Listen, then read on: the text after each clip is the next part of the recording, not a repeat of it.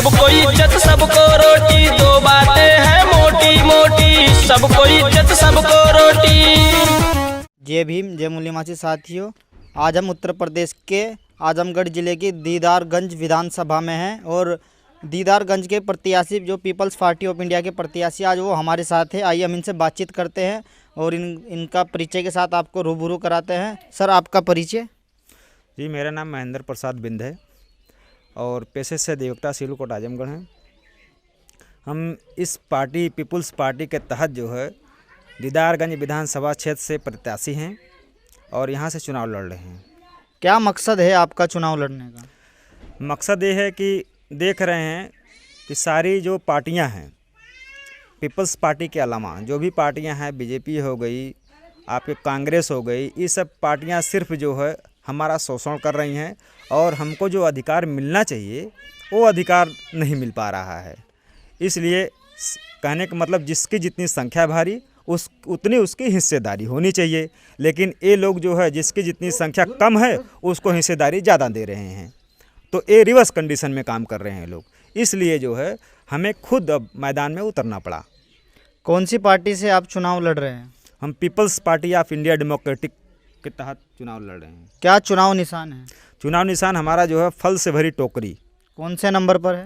ये क्रम में जो है 7वें नंबर पे आता है। प्रचार प्रसार कैसा चल रहा है अभी फील्ड में?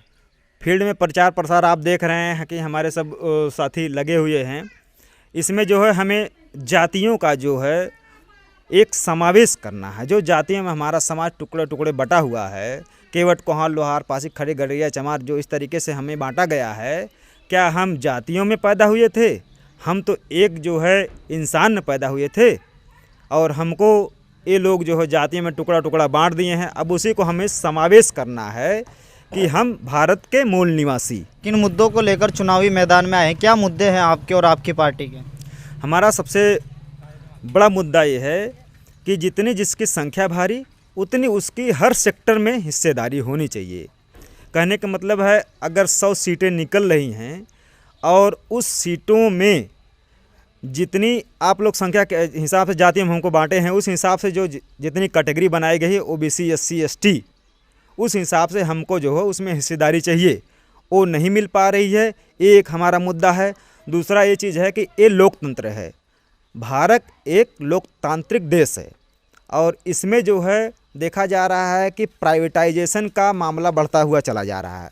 अगर हम प्राइवेट की तरफ बढ़ेंगे तो डेमोक्रेसी रह कहाँ जाएगी? तब तो हम जो है वहाँ पर तानाशाही बढ़ जाएगी। अपने लोगों का हित वहीं पे होगा कि लोकतंत्र में अधिक से अधिक जो है पब्लिक सेक्टर बढ़ेंगे तो लोकहित होगा। जी, जो आपकी पार्टी है किस लेवल की पार्टी है आपकी? ये जो पार्टी हमारी People's Party of India Democratic है, ये जो है अभी शुरुआती दौर में 2017 में ही इसका रजिस्ट्रेशन हुआ है और ये रजिस्टर्ड पार्टी है। इसी के तहत लड़ रहे हैं हम। कितने राज्यों में आपकी पार्टी का गठन हुआ है और कितने राज्यों में चुनाव लड़ चुकी है? हमारा जो है इस पार्टी का गठन जो है 2017 में आपको बता चुके 2017 में हुआ है। इस बार 5 प्रदेश में जो चुनाव हो रहा है उस 5 प्रदेश में हमारे प्रत्याशी लड़ रहे हैं। तो अभी आपका प्रचार प्रसार कैसा चल रहा है फिर? हमारा प्रचार प्रसार बहुत बढ़िया चल रहा है क्योंकि हम किसी जाति बेसिस पे काम नहीं करते हैं। हमको जो है बेसिकली मूल निवासियों पे काम करना है। हम भारत के मूल निवासी। तो और पार्टियां हैं कुछ जो हैं यादव लोगों को एक तरफ लेकर चल रही हैं, कुछ जो है एससी कैटेगरी को आगे लेकर चल रहे हैं, कुछ फॉरवर्ड को लेकर आगे चल रहे हैं। हमको जो है ये 90% जनसंख्या पे हम काम कर रहे हैं। हम भारत के मूल निवासियों पे काम कर रहे हैं विशेषकर। जी, आपका जो पार्टी का मकसद है, क्या मकसद है आपकी पार्टी का? क्या उद्देश्य को लेकर पार्टी चल रही है? उद्देश्य पार्टी का मकसद ज़्यादातर यही है कि हमको जो है एक समूह बनाकर काम करना है। हमको विभेजन नहीं करना है। जैसे कि जातियों में बटा हुआ, आपको पहले बता चुके हैं कि ये हमारा पूरा देश जो है जातियों में बटा हुआ है। हमको मानसिक गुलाम बनाया गया है कि आप जो है फलाने जाति के हैं, आप फलाने जाति के हैं। तो ये चीज़ें हमें एक समावेश, एक धागे में पिरोना है कि हम भारत के मूल निवासी हैं। जी, अभी आप प्रचार प्रसार फील्ड में कर रहे हैं तो लोगों को क्या समझा रहे हैं कि लोग आपसे जुड़ रहे हैं, आपको वोट करेंगे? क्या लोगों को बता रहे हो आप? जी, हम ये बता रहे हैं कि देखिए पहली बात उनको बेसिक चीज़ें हमने बताना है कि आप एक रोटी कम खाइए, लेकिन बच्चों को शिक्षा दीजिए। बच्चों को शिक्षा देंगे तो जो भी लोग बताएंगे उस चीज़ पर वो अपना अमल सोच समझ कर करेंगे। अगर लोग अशिक्षित रहेंगे तो जो हम कह देंगे वो मानने को तैयार हो जाएंगे। क्या हम सिर्फ 2 किलो 5 किलो राशन और 500 रुपये के लिए ही बने हैं? हमारा अधिकार क्या लोकसभा राज्यसभा तक नहीं है? क्या एक विशेष कैटेगरी के लोग ही सिर्फ वहाँ तक जाएंगे? इसमें सबको जो है हिस्सेदारी चाहिए, सबकी भागीदारी होगी। जब सभी भागीदारी अच्छी होगी तब जो है कोई एक जो है लोकतांत्रिक देश बनकर उभर कर आएगा। नहीं तो ये सिर्फ जो है एक तानाशाह देश बनकर रह जाएगा। जी। अगर हम उत्तर प्रदेश में देखें तो बहुत सारी पार्टियां चुनाव लड़ रही है, जैसे बीजेपी, कांग्रेस, वो जाति की, धर्म की बात कर रही है आज। जैसे बीजेपी बोल रही है कि हम हिंदू राष्ट्र बना देंगे भारत को अगर हम तो अगर आपकी पार्टी सत्ता में आती है तो क्या आपकी पार्टी भी जाति और धर्म की राजनीति करेगी? सर, हम धर्म और जाति की राजनीति से ऊपर काम कर रहे हैं। हमें एक लिमिटेड एरिया में काम नहीं करना। हमारा एरिया बहुत ब्रॉड है और ये पार्टी का गठन ही इसीलिए हुआ है। दीदारगंज की जनता है, उनको हमारे चैनल की तरफ से क्या संदेश देना चाहेंगे, क्या अपील करना चाहेंगे आप हमारे चैनल की तरफ से दीदारगंज की जो विधानसभा की जनता है? मैं ये कह रहा हूँ कि मैं सारी जनता से अनुरोध कर रहा हूँ कि आप और हम, जैसे किसी को केवट, केहू को लोहार, किसी को पासी, किसी को खटिक, किसी को गणरिया, इस तरीके से हम जो है अपने आप में ही जो है विभेदन पैदा कर रहे हैं। हमको एकजुट होकर रहना। हमको सभी लोगों से मेरा निवेदन है कि हमको राम राज्य के साथ साथ हमको संविधान का राज चाहिए। संविधान ही ऐसी चीज़ है जो हमको समान बनाती है और हमको राम राज्य नहीं चाहिए। एक तरीके से हमको संविधान का राज चाहिए और संविधान के राज्य में ही सबका हित है। इसी बेस पे हम काम कर रहे हैं।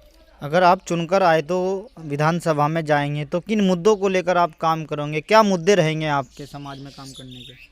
हमारा जो है मुद्दा होगा, पहला तो हम जो है शिक्षा पे काम करेंगे। शिक्षा पे लोग शिक्षित होंगे, समझदार होंगे तो आगे बढ़ेंगे। उनको हमें जो है किसी चीज़ पे आश्रित नहीं छोड़ना चाहिए। हमें उनको शिक्षित होंगे तो उनको हम रोज़गार की व्यवस्था करेंगे। जो चीज़ें प्राइवेट हो रही हैं उसको हम नेशनलाइज करेंगे तो हमारे बच्चों को, हमारे मित्र यार, हमारे भाई बंधु, देशवासियों को नौकरी मिलेगी तो उनका घर सुरक्षित हो जाएगा। उनको 10 रुपये की ज़रूरत है वो जो है वहाँ से प्राप्त करेंगे। हमको जो है जिस तरीके से 500 2,000 रुपया बांटा जा रहा है, सालाना 6,000 रुपया दिया जा रहा है, क्या सालाना हम 6,000 रुपये में जीवन यापन कर लेंगे? नहीं कर पाएंगे। हमको साल में 365 दिन होते हैं, उसमें हमको 300 दिन ही मजदूरी करने को मिले 300 रुपया की रेट से, तब भी हम 1 लाख रुपया लमसम बना लेंगे। हमको 1 लाख रुपया वाली सामान चाहिए, हमको रोजी रोटी चाहिए, हमको जो है फ्री का नहीं चाहिए। जो 2,000 रुपया दिया जा रहा है, मैं सभी देशवासियों से निवेदन करता हूं कि आप लोग ये चीज़ ना लेकर, आप जो दे रहे हैं उनसे ये कहिए कि ये 2,000 रुपया 500 रुपया आप बटोर कर हमारे प्रदेश में, हमारे ज़िले में, हमारे राज्य में, हमारे देश में इंडस्ट्री लगाइए, कल कारखाना बढ़ाइए, तब हमारे लोगों को रोज़गार मिलेगा और वो सुख समृद्धि से सकुशल अपना जीवन यापन करेंगे। अभी आप एक पीपल्स पार्टी के प्रत्याशी हो, एक विधायक पद के, तो अपने आप को एक विधायक के रूप में कैसा महसूस कर रहे हैं आप? कैसा लग रहा है अपने आप को एक प्रत्याशी के रूप में देखना, विधायक प्रत्याशी के रूप? जी, मैं आपको पहले बता चुका हूं कि मैं जो है सिविल कोर्ट आजमगढ़ में अधिवक्ता हूं और देख रहा हूं कि समाज में कितनी बुराइयां हैं। जो भी लोग जनप्रतिनिधि चुनकर हमारे क्षेत्र से जाते हैं, वो लोग 5 साल अपना जीवन जो कहाँ व्यतीत करते हैं पता नहीं चलता। हम जो है प्रतिनिधि चुने जाते हैं, जब अगर मैं एज ए प्रतिनिधि अगर चुना जाता हूं इस क्षेत्र से, तो सबसे बड़ी बात यह है कि मैं पहले अपने क्षेत्र में भ्रमण करके देखूंगा। अगर मैं राजा हो गया उस क्षेत्र का, तो देखना ये ज़रूरी है कि मेरी प्रजा है कैसी, वो रहती कैसे है। रोड नाली की समस्या देख रहे हैं, दिन ब दिन बढ़ती चली जा रही है और लोग राजा हो जाते हैं लेकिन क्षेत्र में घूमने तक नहीं आते कि हमारे लोग हैं कैसे, वहाँ की समस्याएं क्या है। ये मेरी पहली प्राथमिकता होगी, लोगों से भेंट करना और उनको रोड नाली की समस्या जो है उसको उस चीज़ से उबारना और उसके बाद उनको शिक्षित करना, शिक्षा को बढ़ावा देना, रोजगार की व्यवस्था करना, रोजगार को बढ़ावा देना, और जो आपकी स्वास्थ्य की बात है, स्वास्थ्य पे भी हमको मेडिकल में और R&D डिपार्टमेंट, जो भी डिपार्टमेंट हैं उसमें रिसर्च एंड डेवलपमेंट प्रोग्राम जो होता है वो हमको जो है अधिक से अधिक बढ़ाना होगा, क्योंकि जितना हम रिसर्च करेंगे उतना चीज़ें सूटेबल तरीके से सामने आएंगी। सभी क्षेत्रवासियों से निवेदन है कि मैं महेंद्र प्रसाद बिंद, जो कि 350 दीदारगंज विधानसभा से प्रत्याशी हूँ, People's Party of India Democratic के तहत जो है मैं लड़ रहा हूँ।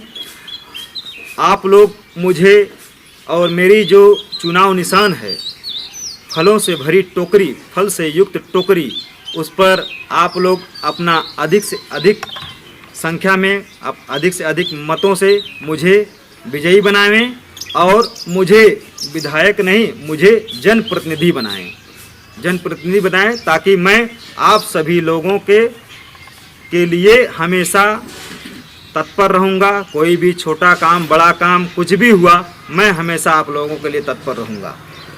संविधान को सही रूप से लागू करवाने पीपीआईडी के उम्मीदवार को ही वोट दें।